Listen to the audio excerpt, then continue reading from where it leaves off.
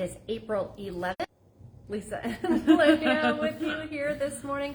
Crazy busy morning with a lot of breaking news. We're going to talk about 2 fires, one in Perham, one in Fargo this morning, but also really breaking weather headlines as well. It's been really soupy this morning. Right about 7 to 7:30, you couldn't see anything on our tower cams. It was just gray.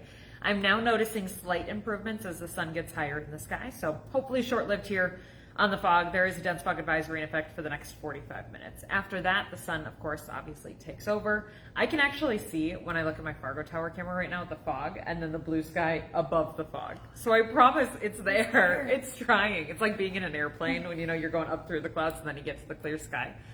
So once we get rid of this fog, lots of sun today, maybe a small thin afternoon cloud. Otherwise, wind out of the south at 5 to 15 and temps in the 60s to near 70. Can't wait. 68 later today. Should be gorgeous. Tomorrow, still really nice temperature at 68 degrees, but we have more clouds, and then a couple of little sprinkles are possible. If you want to do things outside, I'd say go for it. These are going to be short, brief, light. Most of us miss out on the sprinkles. If you do have something you want to do outside, Saturday is the better day to do it compared to Sunday because scattered showers are moving in from the west. They're in pretty early in the day, and then they're off and on throughout the day. Do become actually a little more widespread late Sunday, Sunday night, and then wraps up from the west to the east early Monday. As temperatures fall with the system, we're going to be in the 30s on Monday morning. A little slushy snow could mix in. I think northern Minnesota has the best opportunity for that. Just don't come at me if you find a snowflake on Monday morning. This moves out. We've got a very windy day on Monday out of the northwest, gusting about 45 miles an hour, and temperatures that only top off in the 40s. Kind of a raw feeling day. Cloudy, colder. 40s continue into Tuesday. 60s are back with sun on Wednesday. I have 60s into 70s as we finish out the week, and I have 80 degrees next Saturday.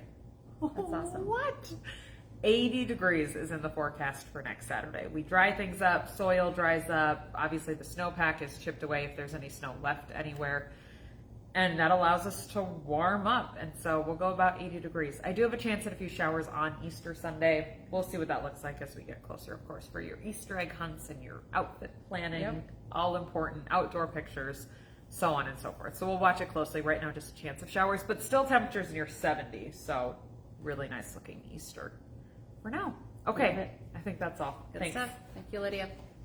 All right, let's touch on some of the breaking news stories that we were covering for you this morning, starting with a fire in downtown Perham, Minnesota. Fire destroyed multiple businesses in the downtown area. It was one building, but we have learned that building had multiple businesses in it, including at least a property management company and a carpet cleaning company.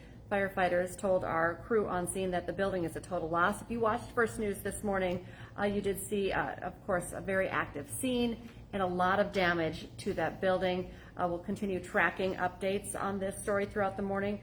We also did report this morning that there were major power outages in Perham, and we do have an update for you on that. We were working to find out if it was related to the fire. We just heard back from Ottertail Power, and they said they actually were behind cutting power to about 700 customers for a little bit this morning. They said for safety and reliability of their service, they made sure power was not flowing in the area of where that fire was, downtown Perham this morning. As crews were being dispatched to assess the situation, power is now back on. But of course, a pretty big deal, huge fire in Perham, Minnesota this morning. Then a little bit later, we also got the call that there was an apartment fire in Fargo this morning. That call came in around 6:20 this morning. It was to an apartment complex just north of the Shack on Broadway. Several ambulances responded, but EMS on scene told our WDAY crew that no one was hurt. We have learned that only one apartment unit has damage inside. But there is damage to the exterior of the building, and people who were living in that one unit were displaced. So we will continue to follow up on this story as well to find out how much damage was done and what they think started that fire. New this morning as well, Fargo police are asking for your help finding 2 missing people. They're looking for 18-year-old Dayton Bell. He was last seen just before midnight on Saturday night. Described as about 5'7", 130 pounds with blonde hair and brown eyes. Police are also looking for 41-year-old Aaron Herman. He was last seen around 10:30 Tuesday morning in South Fargo. He's 5'2", 190 pounds with black hair and brown eyes. Now, if you'd like to see pictures and go over what they were last seen wearing as well, all of that information is posted on the Fargo PD Facebook page. So pictures and descriptions. If you have any information on where either of those two people may be, you're asked to call Red River Dispatch. You can also always tip an anonymous tip, 847-411. Just text the keyword Fargo PD to that number. All right, we just heard the forecast from Lydia. Sounds like an awesome weekend on the way. And even though we do have a couple of cooler days on the way, she was talking about much warmer weather at the end of the week. So, hey, it's golfing weather. Have you heard this? Golf season is officially here in the metro. A number of courses are taking advantage of this weekend's nice weather. Village Green and the Meadows in Moorhead are opening tomorrow. Tee times there will be available on a first-come, first-served, walk-in only basis. Their driving ranges opening up this morning, I think at 10 this morning. So get a few swings in this morning. Courses are also opening in Grand Forks and Holly.